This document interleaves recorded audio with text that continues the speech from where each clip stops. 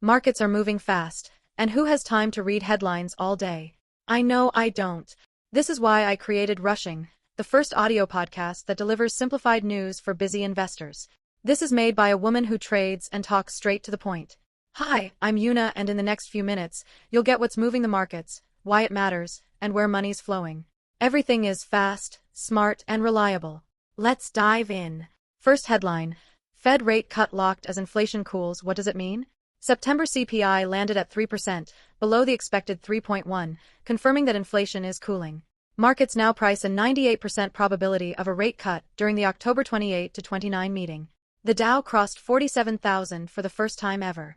Why magnify it? A soft print locks in a dovish pivot. The Fed's focus has clearly shifted to supporting jobs and preventing recession risk. Liquidity expansion ahead means multiple re-rating across risk assets. Possible affected sectors: treasuries across the curve, tech and real estate, gold, small caps, high-yield credit, and rate-sensitive equities. Second headline: Wall Street at record highs. Rally goes broad. What does it mean? The S&P 500 broke 6,800, and the Nasdaq passed 23,200. Unlike earlier rallies driven by a few megacaps, gains are now broad-based across cyclicals, financials, and consumer names. Why magnify it? Momentum is feeding on itself, but stretched valuations can invite profit-taking. The tone is bullish, yet fragile if yields back up or data turns.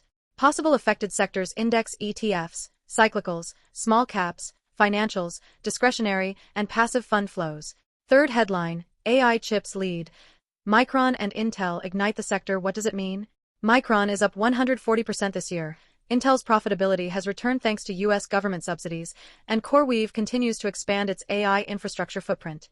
AI hardware is the engine of this rally. Why magnify it? The chip trade is now both structural and speculative. Government funding and cloud demand extend the AI capex cycle, but valuations in leaders like Micron are getting stretched. Possible affected sectors: semiconductors, chip equipment, hyperscalers, cloud providers, data center REITs, and power infrastructure. Fourth headline: U.S. China trade truce. Trump 11 meeting set. What does it mean? The White House confirmed a Trump-Xi meeting in South Korea. Rhetoric has softened, tariffs are off the table for now, and investors are rotating back into Asia-linked assets. Why magnify it? The trade thaw improves sentiment and stabilizes global supply chains. It's a short-term bullish signal, but geopolitics remain unpredictable.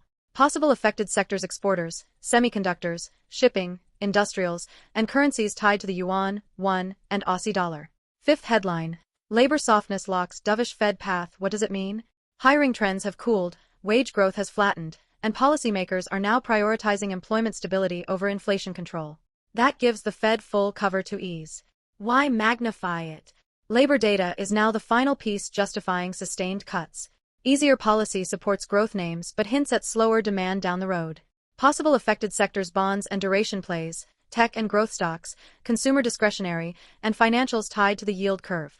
That was your 3 to 5 minute brief. If this helps, the best free support is to subscribe, turn on notifications, and share it with people to help them too. Links to all socials and the written brief are in the description.